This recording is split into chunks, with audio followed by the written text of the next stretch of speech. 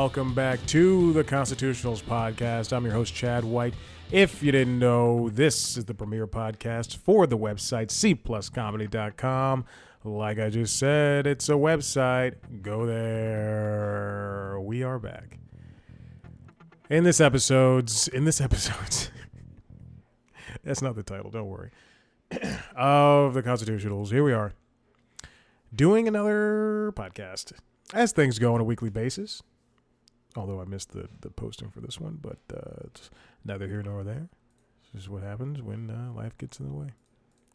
You know, when life gives you lemons, you take and you make lemonade. That's not the saying. But we are short on time, so let's go ahead and do this. You know what? Actually, I got something to talk about before we start anything. I saw Dune 2. It's a rare. Chad goes out to the movies on a Friday, on a premiere day for a movie. It did not go at night.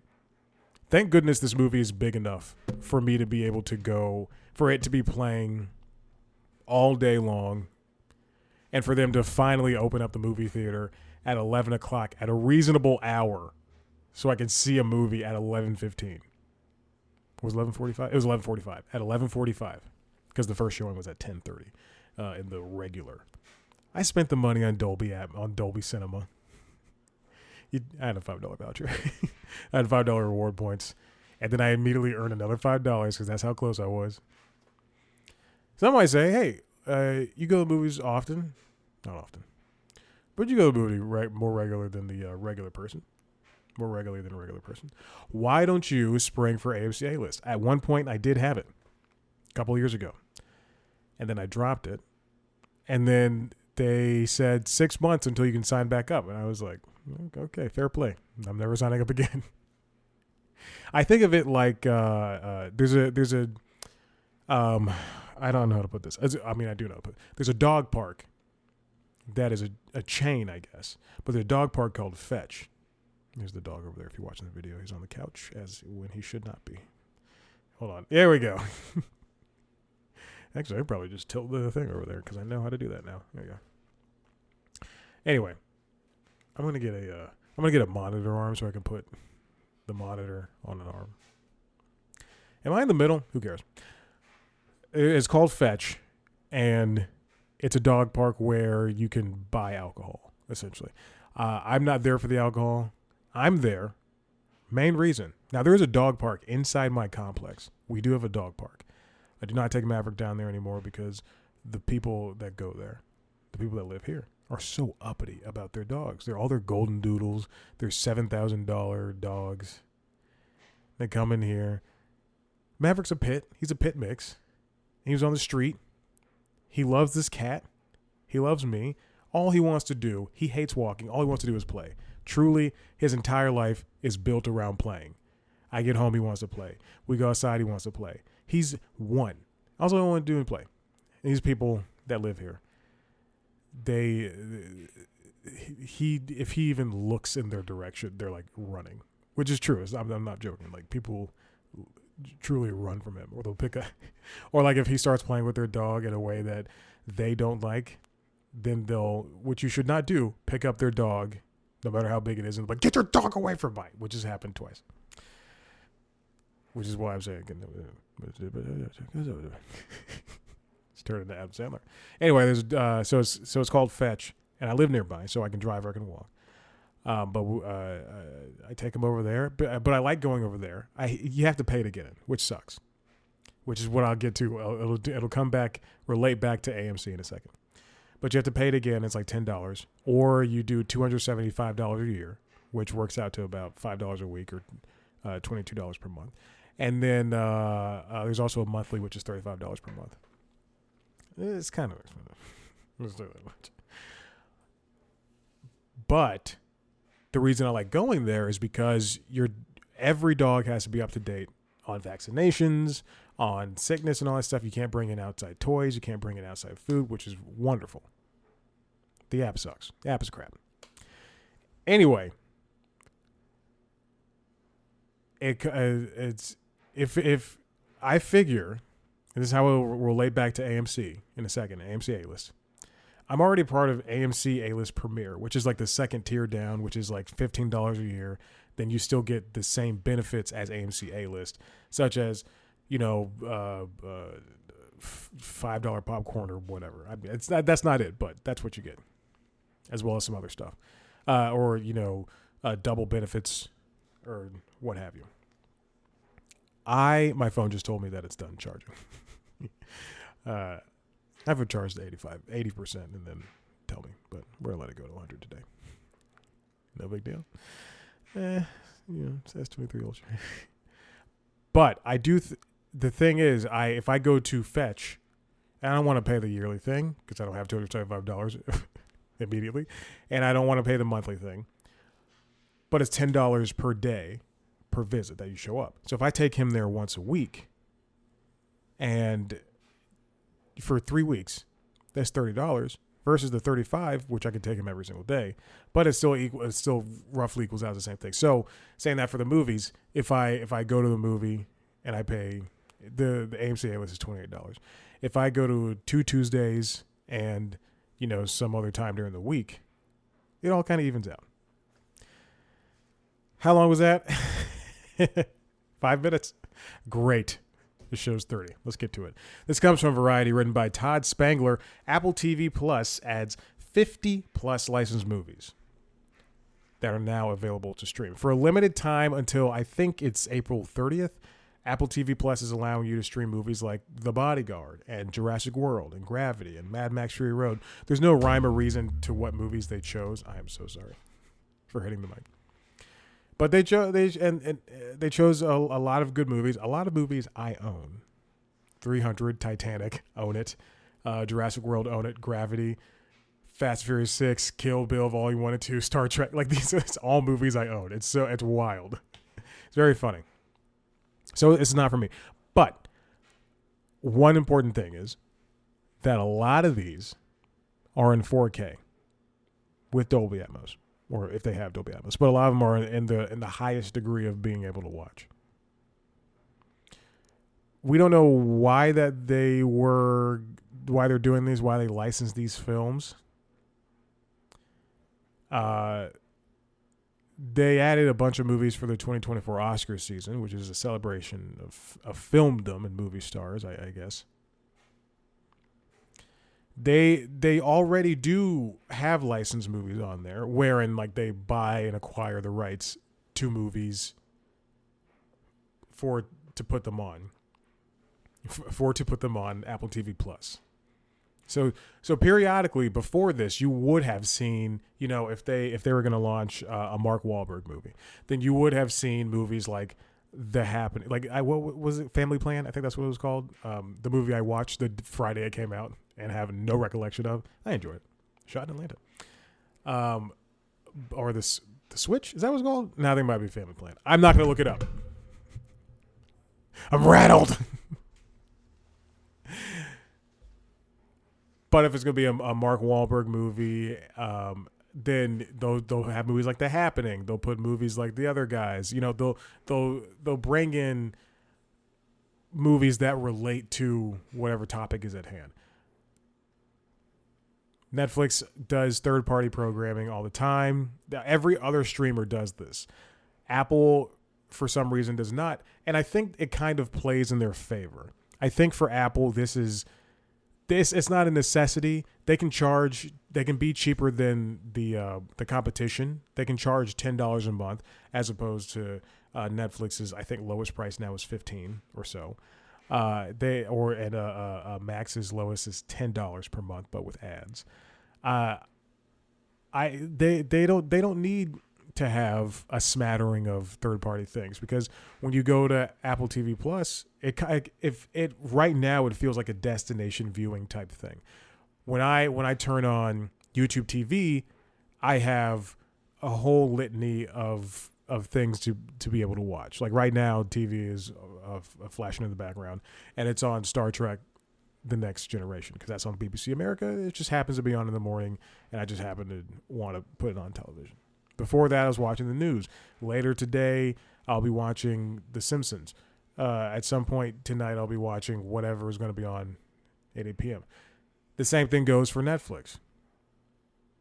Actually, I should not choose Netflix because I think a majority of this is very interesting. A majority of the things I watch on Netflix and the majority of the things on my list, which I think is now eclipsed 40 or 50, happens to be, I won't look up Family Plan, but I'll go to netflix.com/browse and click on Chad. Okay. Let me mute the TV. Mute the computer. What is this Hot Wheels Less Race? What is this? This looks like something I put on by accident and then continue watching. But a majority of the things that are on my list happen to be Netflix branded shows and movies, with the exception of a handful of things like the Dragon Quest, Adventure of Dai, and The Woman King, and Gran Turismo. Everything else truly has the N in the corner. And the first Purge. I gotta work my way through the Purge series. And it's something I notice, but then when I go to Peacock, not everything I watch on there is NBC branded. In fact, FBI is on there. It is still part of Dick Wolf's thing, but still. I just took something off the list because I know I completed it. I fell asleep during The Pope's Exorcist. This is how fun I am. On a Saturday night, I was watching that movie at like 9 or 9:30, and I fell asleep. At like 8 or 8:30, I fell asleep, and then I woke up and I was like, I gotta get out of the house. So I went to a bar, but I don't know where I was on that movie. So now I have to rewatch it. It was pretty boring. But Apple is not in need of these because they have so many great shows. They have Monarch. They have great movies like that one with Tom Hanks that's set in the future he's with the robot. And I was about to spoil the end of the movie. All right, these next two stories are kind of in conjunction with each other. They both come from CNBC. The first one is written by Ryan Anastasio. Sony to lay off 900 workers from PlayStation division, or 8% of units global workforce. This other one comes from Alex Kohler at CNBC. EA to lay off 5% of workforce, or about 670 employees. We are seeing a retraction, and not just the tech sector, not just the media sector, in the gaming sector. We're seeing it everywhere. A retention in is it retention? That's not the word I'm looking for. A retraction, excuse me. A retraction in employees. People are being laid off and let go. And it doesn't seem like right now there's a rhyme or reason to it, with the exception that a lot of these companies are trying to hit margins, is what it feels like. Is that they see what happens in Q4 and then they just kind of want to bolster up those Q1 numbers, the Q4 of 2023, and they want to bolster up the Q4 numbers, Q1 numbers of 2024 to show investors, hey, we still got it going on. So Sony Interactive Entertainment, you might know as the PlayStation people. They saw these giant layoffs. The company shares plunged sharply after the forecast of PlayStation 5 forecasts went down to 21 million units as opposed to 25 million units is what they were initially saying that they were going to sell. Analysts had anticipated that Sony could move to release a refreshed version of the PS5 this year, seeking to boost interest in the console. What's interesting is that for PlayStation, there are rumors that there's going to be a Pro model. They released a Slim model, but they're in the lead when it comes, in quotes, when it comes to this whole gaming console race thing, and even they are struggling.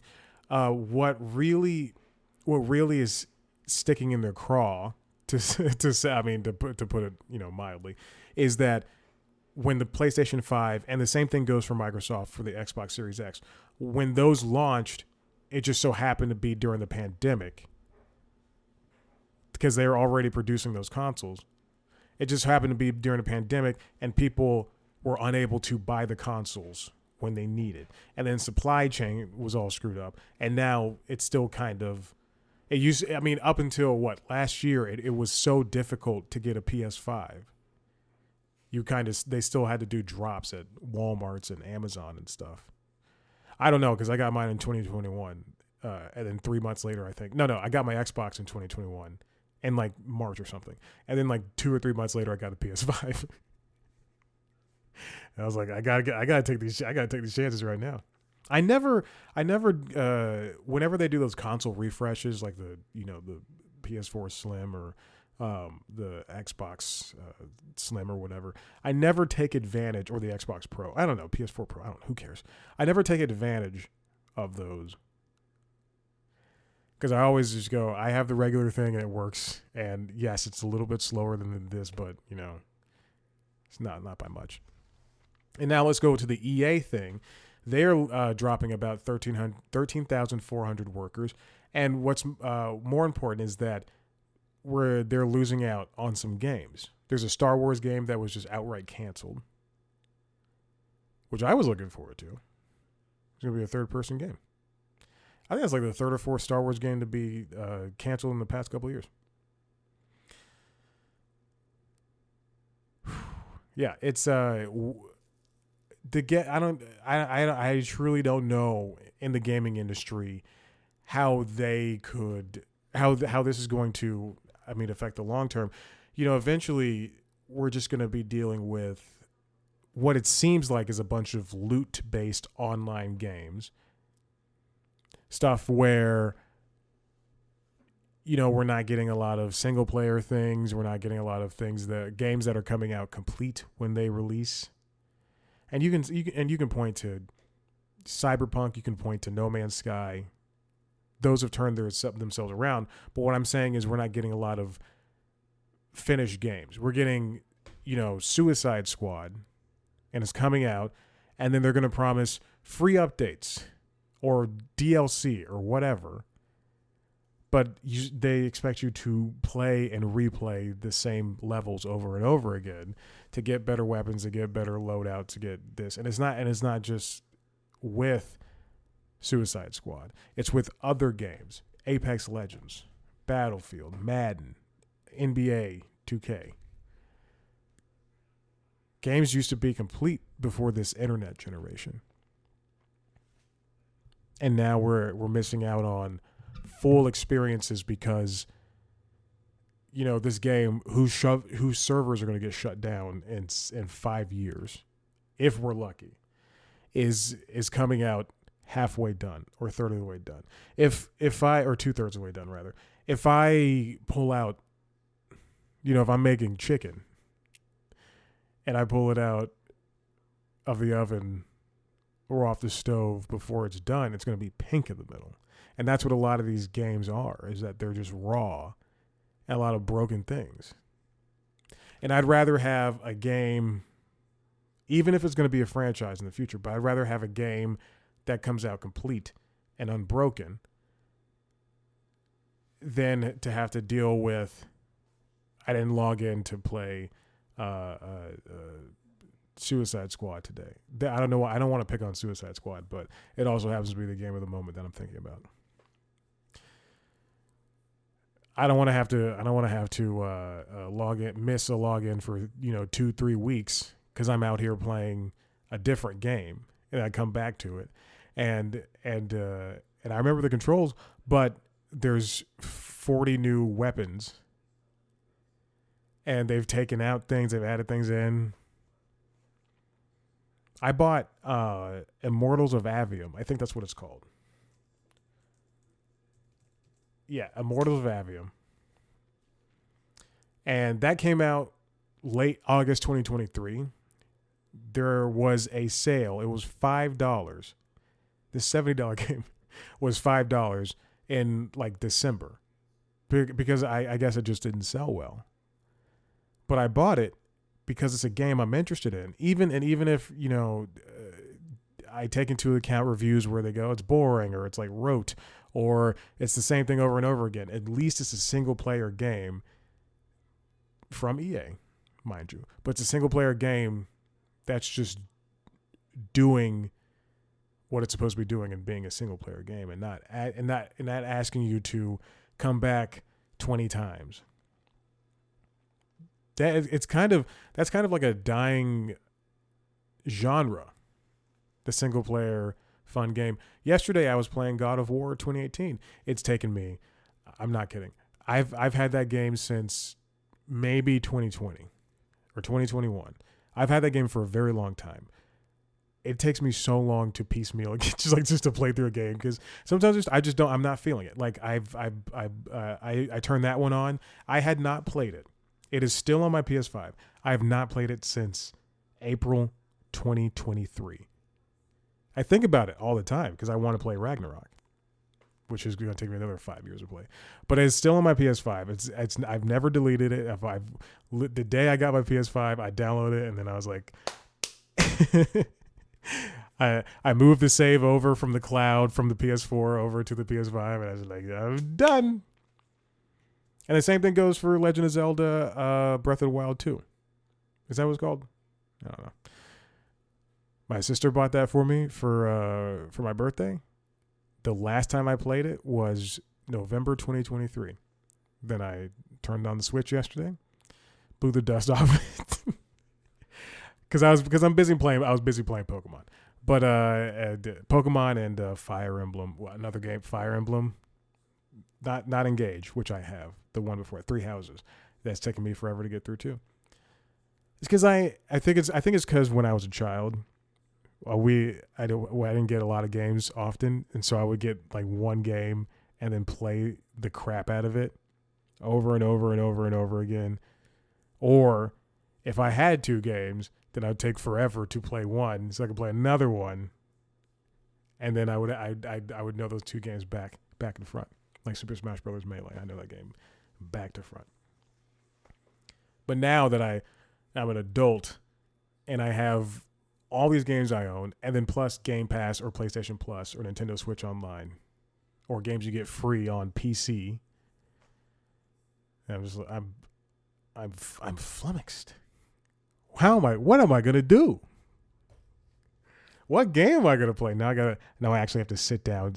I made a list for TV shows and movies, and now I have a list for video games.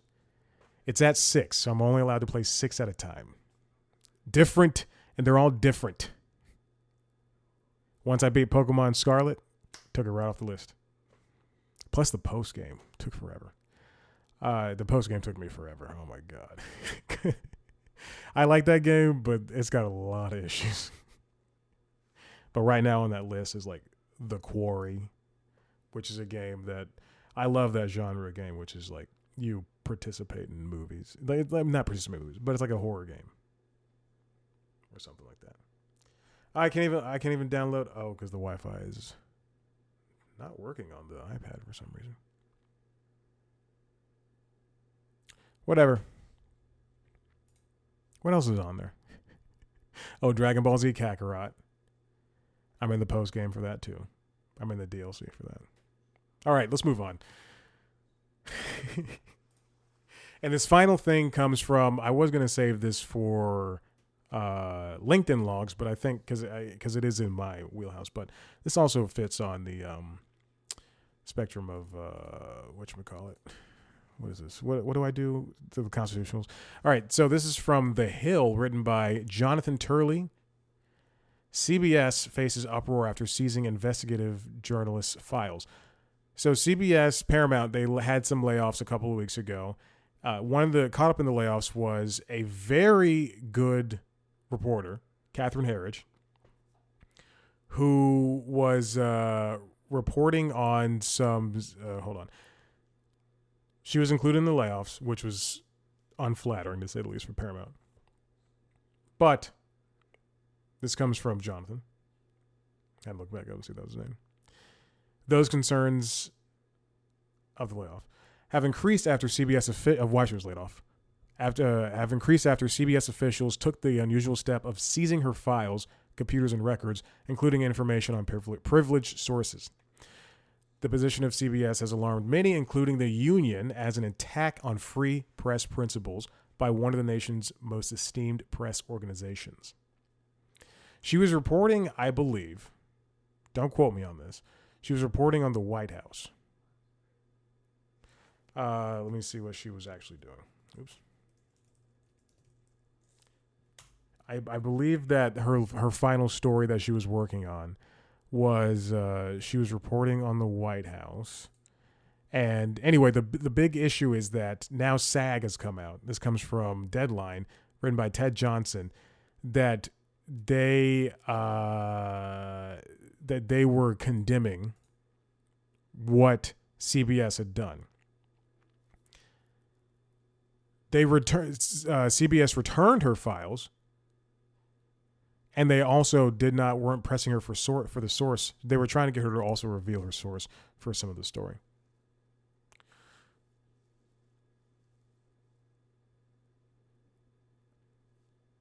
Let me read what happened before.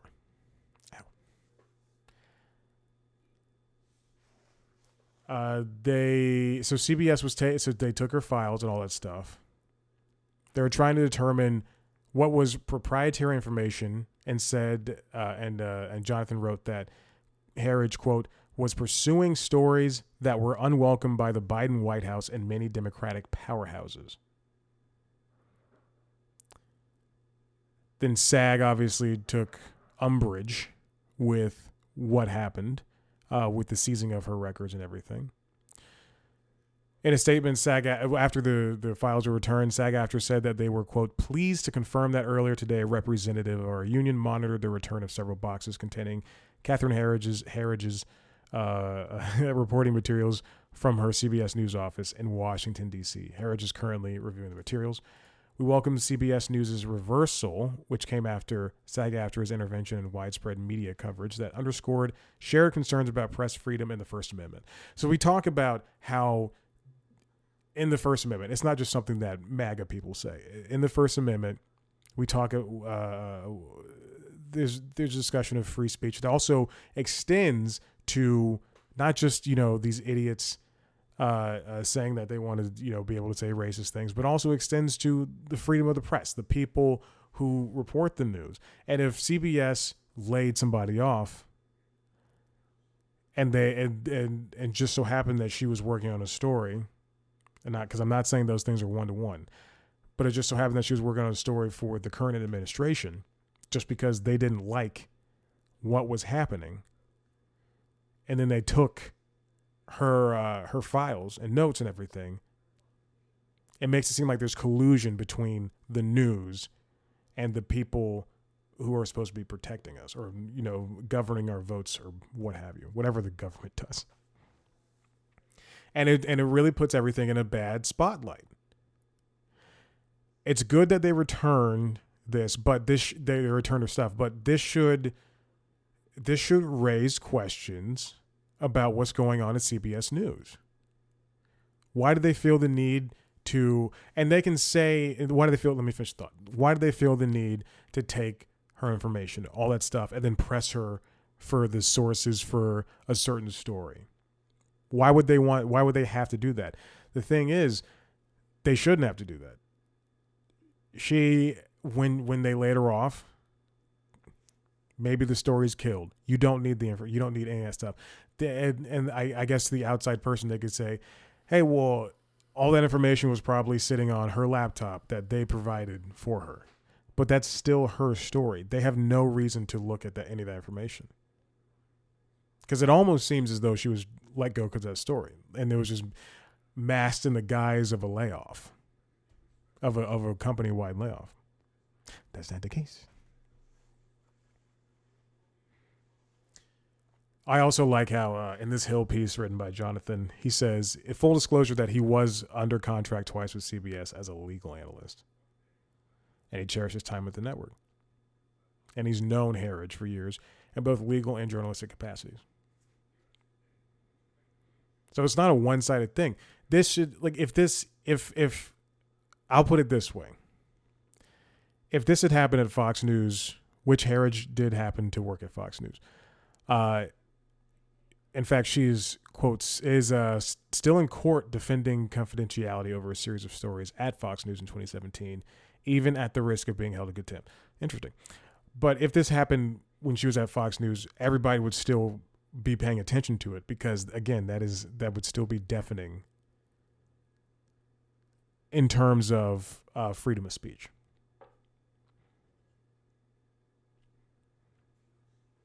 Jonathan also points out when Deep Throat, you remember Deep Throat, was that during the I'm not a crook. What is his name? Nixon. Was that during the Nixon era? Watergate. When they agreed to disclose his identity, when Deep Throat agreed to disclose his identity to Bob Woodward and Carl Bernstein, he was assured that they will protect it until his death. And to this day, I still don't think people know who it is. But I mean, that's the thing. Your sources are protected. Your story, the facts are protected. None of this should have ever happened. There should not even be a question. CBS should have never even done this. And maybe they're just trying to, count their bases. Is that what they're trying to do? Cover their bases. I was say count their bases. But in the end, it looked very, what's the term I'm looking for? It looked very, I don't want to say deaf, tone deaf, I guess. It looked like they weren't doing their job when Catherine was. And if the fight had continued, and thank goodness it did not, but if the fight had continued, all those people working for CBS that are under SAG, then they could have walked out. They could have posted a strike, because the union would come first above their employer. And nobody would bat an eye. Nobody would bat an eye. All right. We did it. Listen, if you like what you heard here, head to the website C Plus Comedy, where I'm talking to your favorite people in the entertainment industry. Who do we talk to this past week? After this episode is posted, you will see the audio version of an interview I did with none other than Ashley Ray. She's a great comedian. We just talked about Ice Cream Money, her new album that is out. She's a very funny person. I've read, she used to be a reviewer for a couple of websites, including the AV Club. And I pulled up a story. She mentioned that she written for like all the black shows for that.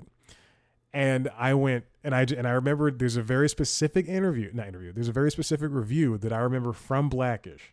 And I just went, "Did you write this review?" And she's like, "That's me." And I was like, "I remember it." Because it's a very specific thing. I'm not good at math, but I can call up a review from a website from like 7 years ago.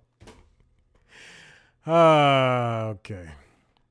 If you want to see a video version of that interview, go to youtube.com/C+comedy, where you can also see video versions of this podcast, as well as the other podcasts, Late Night Lately, which is the late night show, and the LinkedIn Logs, which is the Jobs podcast.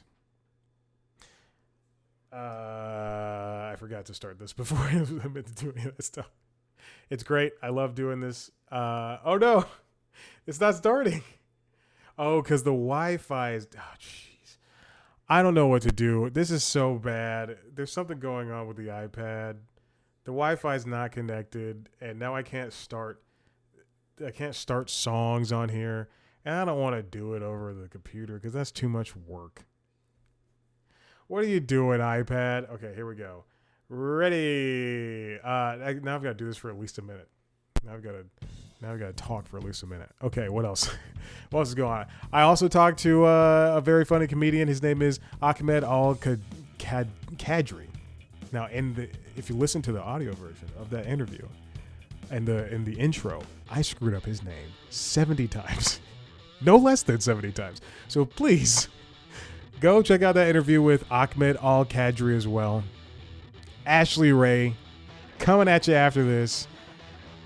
Find us on social media, TikTok, Instagram, Twitter, Facebook, at C Plus Comedy. Oh, and TikTok.